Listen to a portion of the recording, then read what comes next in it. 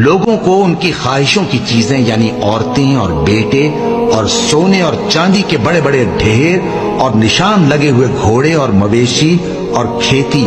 بڑی زینت دار معلوم ہوتی ہیں، مگر یہ سب دنیا ہی کی زندگی کے سامان ہیں اور اللہ کے پاس بہت اچھا ٹھکانہ ہے۔ اے پیغمبر ان سے کہو کہ بھلا میں تم کو ایسی چیز بتاؤں جو ان چیزوں سے کہیں اچھی ہو؟ سنو، جو لوگ پرہیزگار ہیں ان کے لیے اللہ کے ہاں باغات بہشت ہیں جن کے نیچے نہریں بہ رہی ہیں، ان میں وہ ہمیشہ رہیں گے، اور پاکیزہ بیویاں ہیں اور سب سے بڑھ کر اللہ کی خوشنودی۔ اور اللہ اپنے سب بندوں کو دیکھ رہا ہے جو اللہ سے التجا کرتے ہیں کہ اے پروردگار، ہم ایمان لے آئے سو ہم کو ہمارے گناہ معاف فرما اور ہم کو دوزخ کے عذاب سے محفوظ رکھ۔ یہ وہ لوگ ہیں جو مشکلات میں صبر کرتے اور سچ بولتے اور عبادت میں لگے رہتے اور نیکی میں خرچ کرتے اور اوقات سحر میں گناہوں کی معافی مانگا کرتے ہیں۔